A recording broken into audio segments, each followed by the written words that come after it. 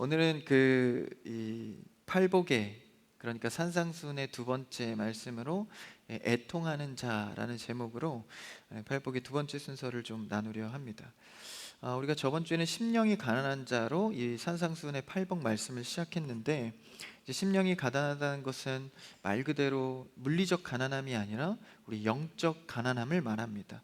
근데 오늘 애통하는 자도 그렇고 심령이 가난하다는, 사실 이 가난하다는 것은 긍정적인 표현은 아니잖아요. 근데 이것이 어떻게 복과 연결이 되는가를 우리가 생각해 봐야 합니다. 세상에선 애통하고 슬픈 거죠, 사실. 그리고 가난하고 이런 표현들은 사실 복되다라고 말할 수 없겠죠. 그런데 오늘 예수님께서 새롭게 정의해 주신 복 있는 사람의 모습은 심령이 가난하고 애통한 자다라는 것입니다. 이것을 우리가 저번 주 말씀에 상기해서 생각해 볼 것은, 이런 모습을 지켜가는 사람은 복 있는 사람이다라고 말하는 전제 조건의 결과값이 아닙니다. 우리는 이미 복 있는 자로 그리스도 앞에 구원으로 선포된 자들이고, 그 복 있는 사람이 천국의 질서의 모습으로 살아가는 것은 어떠한 모습이다라고 이미 전제를 해놓고 그 과정을 설명해 놓고 있는 것이죠. 그러니까 우리의 구원의 신앙 고백도 이미 얻은 구원이고 그 뒤에 삶의 과정이 남아 있잖아요. 그런 것처럼 이 팔복의 말씀도 이런 걸 지키면 복 있는 어떤 전제 조건이 아니라 복 있는 사람은 이런 모습이다라는 것이죠. 그렇다면 우리는 영적인 이 하늘의 윤리를 따라서 오늘 예수님이 가르쳐 주신 이 성품을 우리가 지향하고 살아가기를 원하는 것입니다. 죄송해요. 이게 볼륨을 조금 낮춰주시면, 아내가 좀 울려서 밖에는 잘 살펴보시고. 그래서 우리가 그러한 관점에서 8가지 복을 이제 살필 텐데, 이것은 이제 단선적으로 보는 게 아니라 8가지 덕목이 사실 하나입니다. 그러니까 누구는 심령이 가난한 모습이고 누구는 애통한 자고, 이런 한 명 한 명의 모습을 말한 것이 아니라 천국을 소유한 복된 자는 이 8가지의 성품을 다 갖고 있다라는 거예요.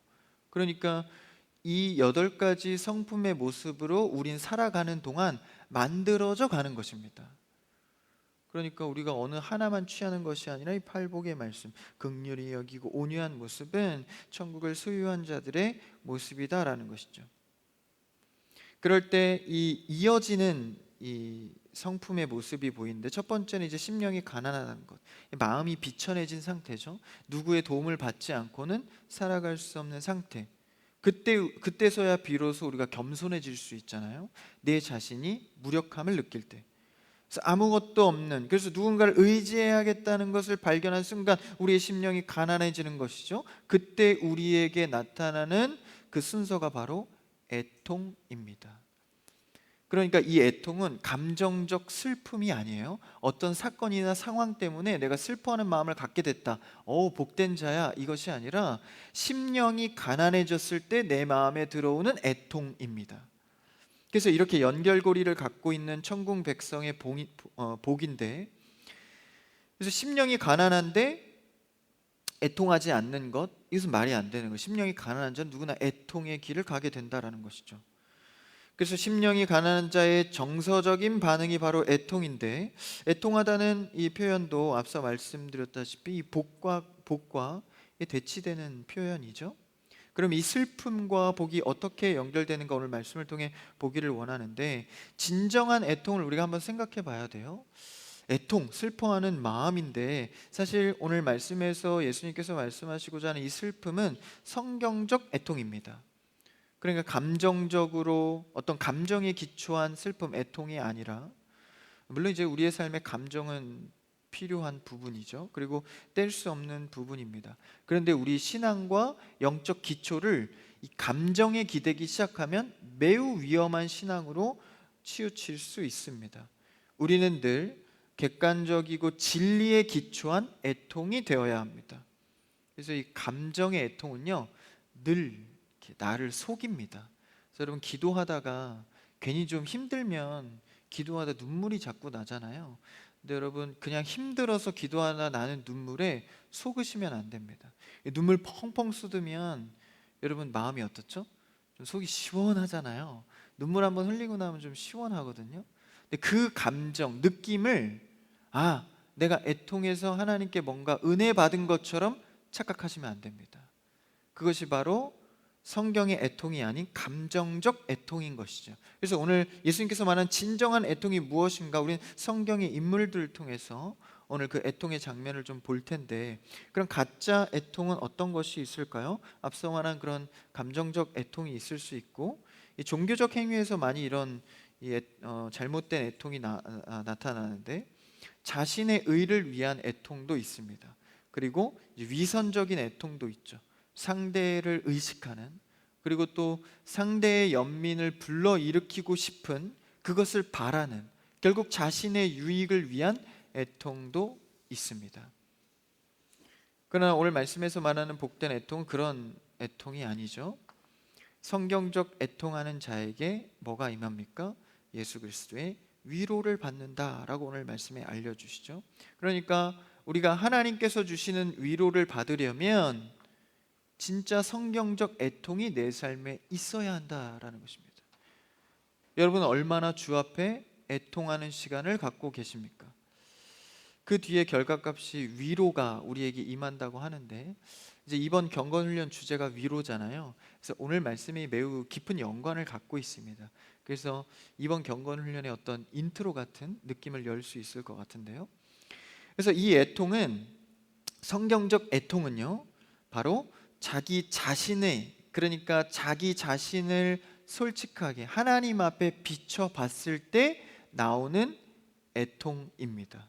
그러니까 어떤 상황 때문에, 사건 때문에 나오는 애통이 아니라, 오늘 말하는 성경적 애통은 하나님 앞에 자신을 발견하게 됐을 때 나오는 애통이다라는 것이죠. 그러니까 하나님의 나라에 대한 이해가 있는 자들은 자신을 비춰보는 애통에 대해서 생각해 봐야 합니다. 예수님이 오시기 직전에 마지막 선지자가 세례 요한이었는데, 세례 요한이 전한 메시지 중에 가장 강력한 메시지가 무엇이었죠? 회개하라, 천국이 가까이 왔느니라. 그러니까 이것이 바로 천국 백성으로서의 애통하는 자의 모습입니다. 자신을 비춰봤을 때 회개하게 되는 장면이 바로 이 애통을 뜻하는 것이죠. 그래서 이 선지자 세례 요한의 메시지를 이어 예수님이 오셨을 때도 계속 천국에 대한 얘기들, 그리고 회개에 대한 제목들을 예수님이 이어서 알리고 계신 것이죠. 그래서 이런 돌아서야 하는, 내 모습을 봤을 때 하나님 앞에 회개해야 하는 이 애통의 마음이 주 앞에 복된 자의 모습이다라는 것입니다. 여러분, 오늘도 우리는 주 앞에 나를 발견하고 회개의 애통으로 서는 여러분 되기를 축복합니다. 회개의 출발은요, 애통입니다. 여러분이 단순히 죄의 제목 때문에 회개 기도를 하고 있다면 사실 그것은 천주교식 나열식 기도에 가깝습니다. 그것은 이 기독교가 말하는 애통의 회개가 아니에요. 내가 이런 죄를 짓으니까 용서해 주세요. 나열식이 아니라 내 심정에서부터 하나님께서 쏟아내게 하시는 애통이 있다라는 거예요. 근데 이것을 우리는 특별한 것에 주입을 시킵니다. 그러니까 내가 정말 큰 죄 지었을 때, 내 상황이 너무 힘들 때, 너무나도 슬픔에 치달아서 하나님을 찾게 되는 경우만 이 애통을 주입시키는데, 사실 우리의 모습은 날마다 이 죄에서 자유할 수가 없어요. 그리스도가 아니면 살아갈 수 없는. 그렇기 때문에 우리가 하루의 죄만 해도 그리스도에게 비춰보면 너무나도 많은 애통을 쏟아낼 수밖에 없는 것이죠. 그래서 여러분, 하루의 삶 속에서도 이 애통의 회개가 여러분의 삶의 신앙이 회복되기를 축복합니다. 그 자가 복되다라는 거예요. 그리고 그 자가 위로를 받는다라는 것입니다. 그래서 이런 진정한 가난한 마음과 이어지는 애통의 마음은 우리에게 하나님께서 주시는 복된 위로의 첫 걸음입니다. 한번 그와 거의 비슷한 장면을 이사야 61장에서 볼 수 있는데요. 이사야는 이제 이스라엘 백성들이 우상 숭배하다가 심판과 회복에 대한 그 예언서이잖아요. 이사야 61장 1절과 2절을 한번 같이 읽어봅시다. 좀 긴데요. 시작. 주 여호와의 영이 내게 내리셨으니 이는 여호와께서 내게 기름을 부으사 가난한 자에게 아름다운 소식을 전하게 하려 하심이라. 나를 보내사 마음이 상한 자를 고치며 포로된 자에게 자유를, 갇힌 자에게 노임을 선포하며 여호와의 은혜의 해와 우리 하나님의 보복의 날을 선포하여 모든 슬픈 자를 위로하되. 모든 슬픈 자를 위로하고, 1절에서 뭐가 나오죠? 가난한 마음이 나오죠. 그리고 2절에서는 슬픈 자에 대한 위로가 나옵니다. 이게 바로 오늘 팔복과 연관되어지는 이사야서의 예언인데요, 이것은 이스라엘 백성들이 당시에 열강들의 이 포로로 잡혀가는, 붙들려 가기 전에 이제 전해지는 예언의 말씀입니다. 그러니까 예수님께서 말씀하신 이 가난과 애통은 일찍이 구약 시대에 이스라엘 백성들이 포로로 끌려가서 겪게 되는 육체적 고통을 말하는 것이죠. 그 전에는 잘 몰랐어요. 하나님의 보호하심과 은혜가 있는 줄 몰랐는데, 그러니까 이제 마음대로 살잖아요. 그러다가 이제 포로로 끌려가고 육체의 고통과 어려움을 겪게 되니까, 우리가 왜 포로로 잡혀왔고 한치도 우리는 내 힘으로 살아갈 수 없다라는 것을 깨닫게 되는 것이죠. 그래서 그렇게 포로로 잡혀간 것이 얼마나 가난하고 비천한 상태입니까? 우리나라도 마찬가지로 이 우리나라의 민족성이 가장 두드러질 때가 언제죠? 일제강점 시대 아니에요? IMF, 이런 어려움을 겪게 될 때 이 민족성이 드러나게 됩니다. 마찬가지로 신앙에서도 이런 어려움이, 영적 육적 어려움이 올 때 비천한 상태에서 드디어 하나님 앞에 나와 1대1로 나를 비춰볼 수 있게 되는 것이죠. 그래서 우리에겐 힘이 없고 우상을 섬기던 우리의 모습이 얼마나 영적인 파산의 상태에 이르렀는지를 깨닫게 됩니다. 그 가난한 마음으로 비롯된 마음이 슬픈 마음, 애통하여 회개의 상태가 되었다라는 것입니다. 그때서야 비로소 이 메시아를 바라보게 되는 것이죠. 여러분, 우리는 어쩌면 나를 구원하시고 나의 죄를 사해 주시는 예수 그리스도가 내 머릿속 이론에만 머물러 있는지 모릅니다. 그 예수 그리스도가 진정으로 필요한 내 마음의 회개와 애통이 말씀을 통해 일어나기를 축복합니다.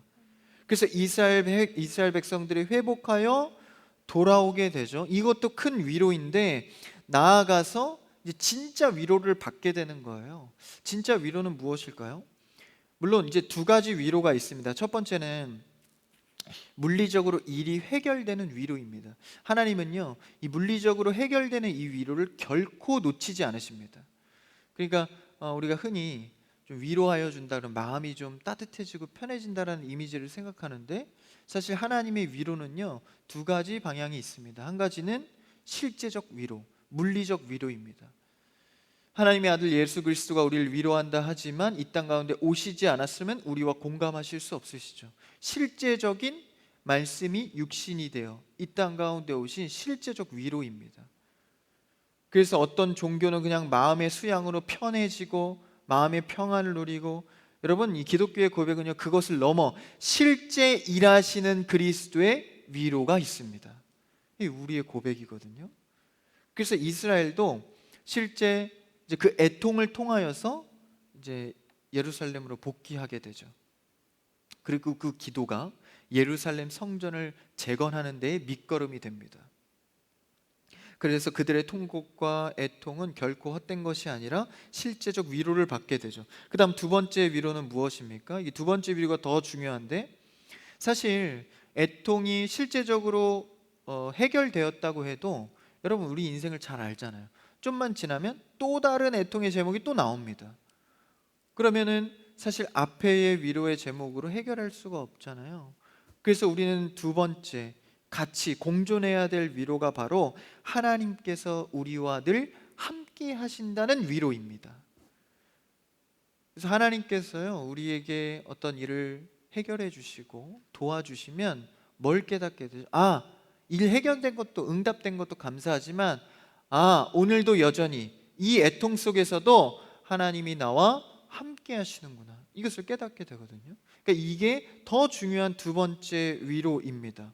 사망과 흑암 중에서도 내가 애곡하고 통회하고 애통할 때에도 전능하신 하나님은 늘 나와 함께 하신다.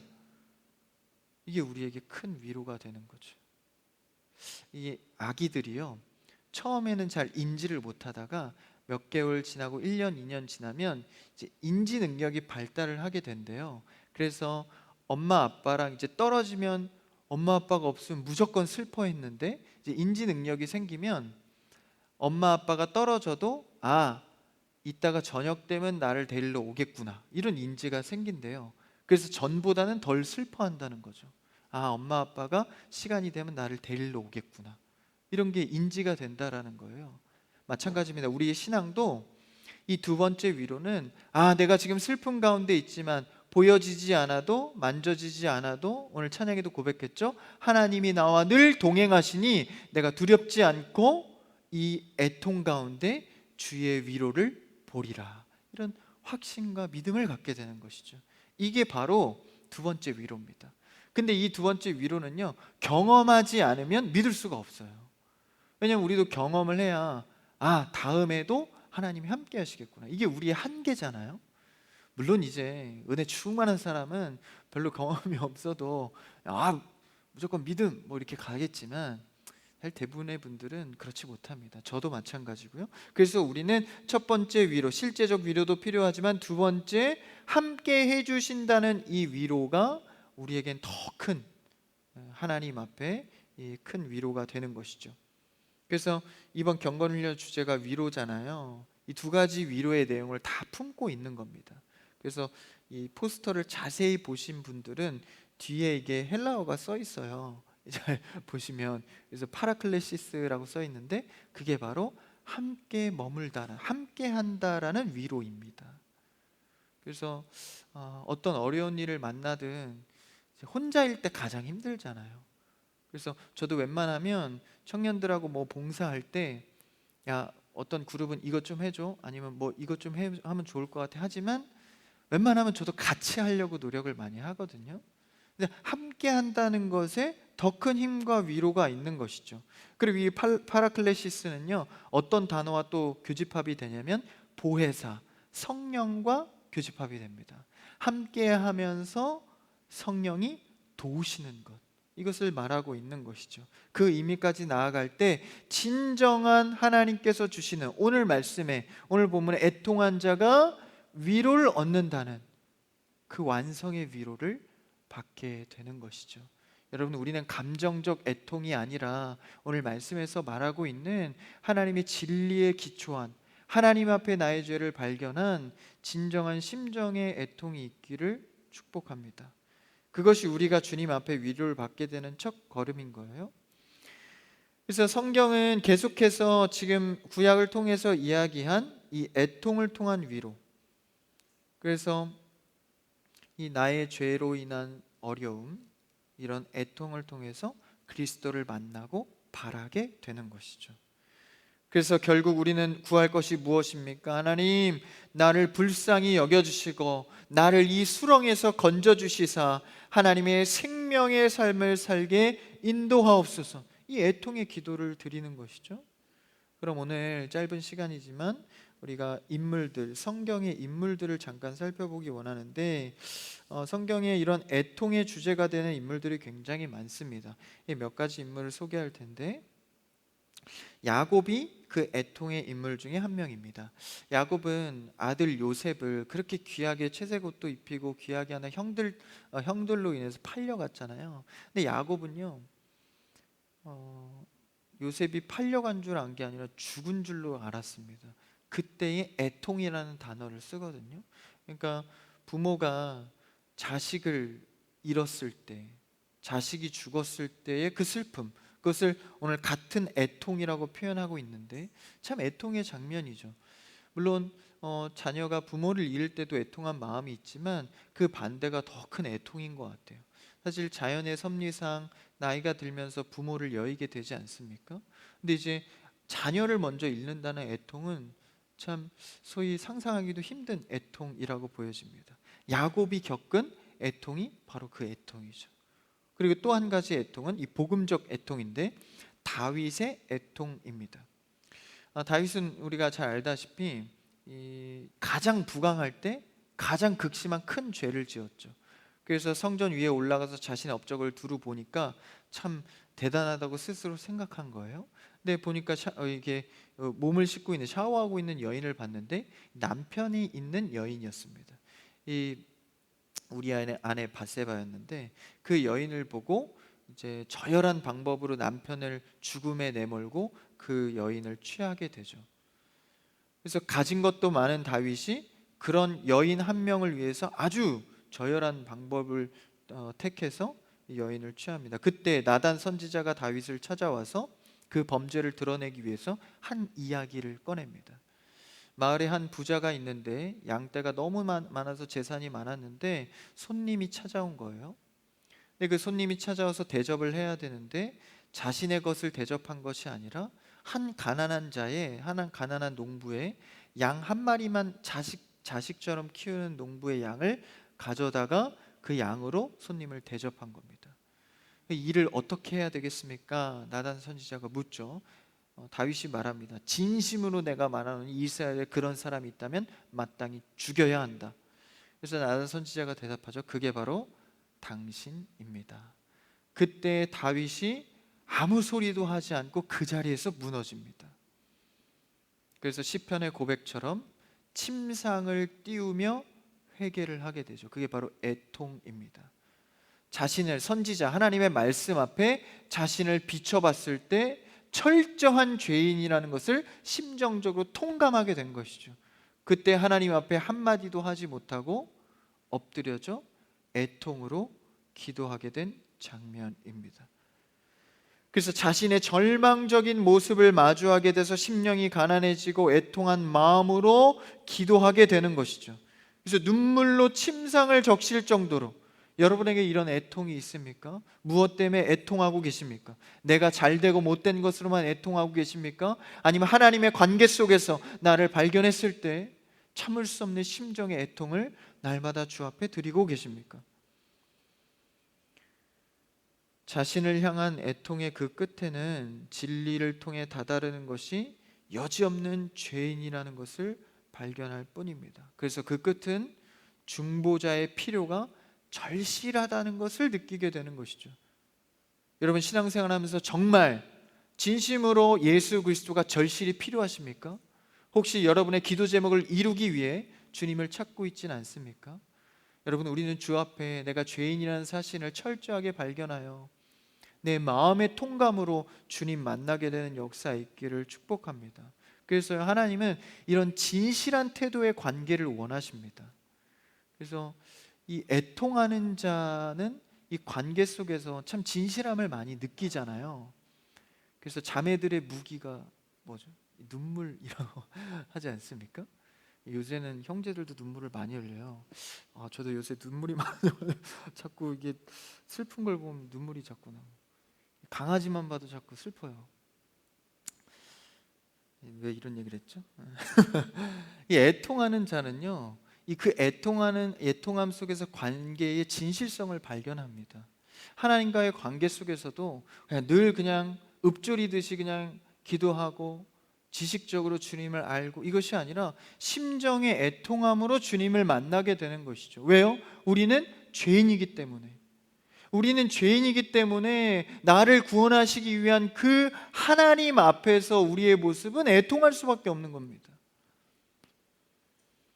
그래서 그런 자신을 발견하고 하나님을 알게 될 때 그 관계 속에서 주님이 채워주시는 실제적 위로와 함께하는 위로가 있다라는 것이죠.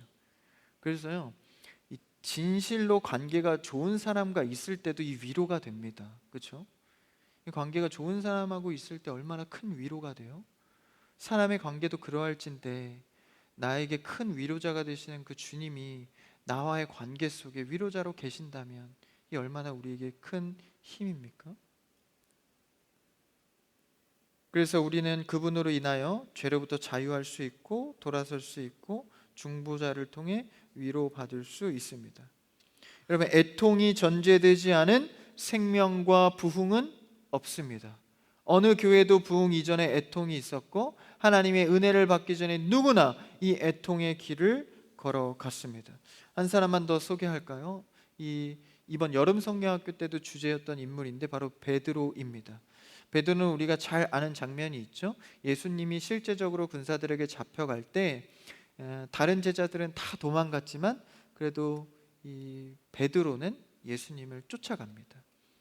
그래서 제사장 뜰에 가서 불을 쬐고 있을 때 예수님을 베드로가 3번이나 부인하죠. 3번이나 부인했을 때 예수님과 먼발치에서 시선이 마주칩니다. 그때 베드로가 예수님께서 하신 말씀이 생각해서 뜰로 나가서 심히 통곡하여 울게 됩니다. 물론 이것은 예수님께 돌아오는 완전한 회개는 아니지만 이 통곡, 애곡의 눈물이 바로 회개의 시작이었습니다. 그래서 우리는 이 베드로를 통해서 회복의 시작점이 어디였는가를 살펴야 합니다. 예수님이 먼저 찾아와서 그에게 사도권을 회복해 준 장면이 아니라 이 회복의 시작점은 바로 예수님의 말씀이 생각나서 자신을 발견하고 애통한 출발이었습니다. 눈물이 전제되지 않는 회복은 없습니다. 눈물이 전제되지 않은 생명은 없습니다. 그래서 이 생명의 삶 앞에 애통하고 통곡하는 자는 복된 자다라고 오늘 말씀에서 알려주고 있는 것이죠. 한나의 기도도 역시 통곡의 눈물이었습니다. 히스기야의 기도도 역시 통곡의 눈물이었습니다. 심지어는 예수님도 하나님 앞에 통곡의 눈물로 기도했습니다. 한번 히브리서 5장 7절 예수님의 눈물의 장면을 한번 읽어볼까요? 같이요. 시작. 그는 육체에 계실 때에 자기를 죽음에서 능히 구원하실 이에게 심한 통곡과 눈물로 간구와 소원을 올렸고 그의 경건하심으로 말미암아 들으심을 얻었느니라. 예수님도요 심한 통곡과 눈물로 간구하였습니다. 무엇 때문에요? 죄의 문제, 구원의 문제 때문에 불쌍한 영혼들. 여러분 우리 스스로도 내 자신의 죄 때문에 우는데 예수 그리스도 이 영혼을 향한 마음으로 심한 통곡과 눈물로 간구하였다라는 것입니다. 예수님도 우리를 보고 통곡하시는데 우리가 나의 모습, 죄인의 모습을 보고 울지 않는다면 무슨 기도를 하나님께 드릴 수 있겠습니까? 그래서 이제 물리적으로 이 울면 신앙의 승리구나, 신앙의 울보가 되리라. 그래서 시도 때도 없이 울기만 하면 되는 것이 아니라 이것은 억지의 눈물이 아닌 하나님 앞에서 발견한 나의 모습 때문에 멈추지 않는 애통의 마음입니다. 참 저는 그런 생각을 해요. 내가 무엇이간데 나를 위하여 죽으신 그리스도가 나를 향하여 늘 이렇게 관심을 가질까? 나도 내가 미울 때가 있잖아요. 나도 내가 혐오스러울 때가 있는데 주님의 끝까지 나를 사랑하셔서 이런 나를 구원하시고자 나를 위해 울어주시는 그분 앞에 애통의 마음을 드리지 않을 수가 없는 것이죠. 나인성 과부가 외아들의 죽음 앞에 울며 장사를 치를 때 동네 사람들은 함께 나와 울었습니다. 그런데 예수 그리스도는 그 울음으로 끝나는 것이 아니라 그 죽음의 행렬 앞에 그 관에 손을 대시고 죽은 외아들을 살려내시죠. 그러면서 예수님이 말씀하십니다. 울지 말라. 예수님께서는 우리의 눈물을 거두시고 참된 위로를 주시는 분입니다. 인간의 위로는요 그냥 같이 옆에서 울어주는 것 뿐입니다. 그러나 예수님의 위로는 실제적 위로요, 어떤 상황에서도 함께 계시는 위로입니다. 요한계시록 21장 4절만 읽고 마칠까요? 그 내용인데요. 한번 같이 시작. 모든 눈물을 그 눈에서 닦아주시니 다시는 사망이 없고 애통하는 것이나 곡하는 것이나 아픈 것이 다시 있지 아니하리니 처음 것들이 다 지나갔음이로라. 아멘. 그리스도께서 우리의 눈물을 닦으시고 최종적 구원의 완성은 애통도 없고 사망도 없고 그리고 곡하는 것, 아픈 것이 다시 있지 않는 그런 구원의 완성을 향해 달려가는 위로의 그리스도가 우리의 삶에 있다라는 것이죠. 여러분 이 믿음의 확신을 갖고 주 앞에 나를 날마다 발견하며 애통의 마음으로 나아가는 여러분 되기를 축복합니다. 그곳에 홀로 우리를 두지 않으시고 눈물을 닦아주시는 이의 위로가 있을 줄 믿습니다. 그 눈물의 근원을 해결하시고 닦으시고 우리와 함께 하시는 그분을 바라보는 여러분의 삶이 되기를 주님의 이름으로 축복합니다.